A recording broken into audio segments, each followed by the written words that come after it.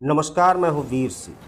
भारत में अगर करोड़ों का घोटाला करने का हुनर रखते हैं और आपकी पहचान एक हाई प्रोफाइल कारोबारी के रूप में है तो बधाई है। आपके लिए विदेशों के दरवाजे खुले हैं और भारतीय एजेंसियों के लिए लंबा इंतजार। मेहुल चौकसी, हीरो में मिलावट और झूठ में महारत। मेहुल चौकसी गीतांजलि ग्रुप के मालिक, पीएनबी स्कैम के स्टाइलिश सज्जन, बेल्जियम में सीबीआई के आग्रह पर पकड़ लिए गए। ये वही मेहुल हैं जो भारत से प्यार करके 2018 में देश से चले गए थे और अब तक वापसी नहीं।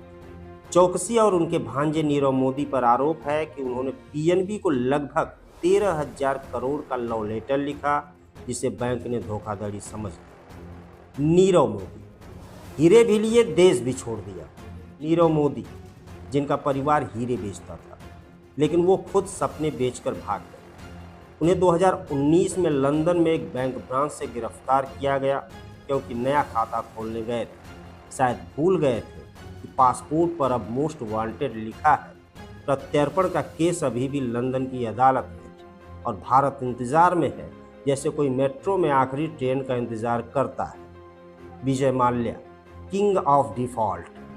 किंगफिशर के नाम पर शराब और एयरलाइन दोनों बेचने वाले माल्या जी बैंकों के 9,000 करोड़ रुपए पी गए और फिर एक फ्लाइट पकड़ी जो शायद किंगफिशर की आखिरी रही है और सीधे लंदन पहुंच गए। अब वहीं के महल में हैं और कह रहे हैं, मैं राजनीतिक पीड़ित हूं। हाँ, बैंकों के पीड़ितों की कोई सुनवाई नहीं हो रही। ललित मोदी, आईपीएल का online salesman of the year.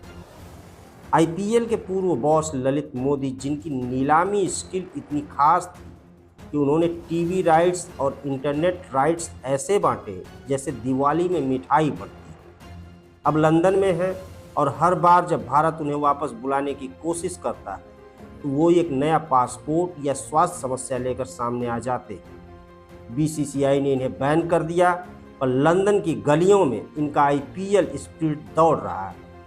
Nitin संदेशरा, biotech से लेकर बैंक लूट टेक तक। स्टर्लिंग बायोटेक के मालिक नितिन संदेशरा और उनका परिवार 5700 करोड़ के घोटाले के बाद सीधे दुबई और फिर नाइजीरिया निकल गए, जैसे कि विदेश भागना इनका पहला प्लान ही था।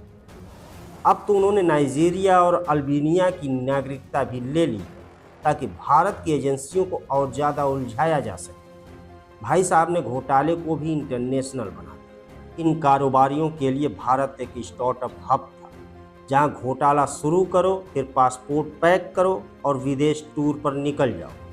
भारतीय एजेंसियां जब तक कागजों में कलम घुमाती हैं, ये लोग विदेश में गोल्फ खेलते हैं। कभी कभी लगता है अगर ये लोग देश में रहते तो शायद कोई स्टैंड अप कॉमेडियन बन जाए, लेकिन उन्होंने घोटाला कॉमेडी शो को इंटरनेशनल बना दिया। इस वीडियो में इतना ही। दीजिए मुझे इजाज़त। नमस्कार।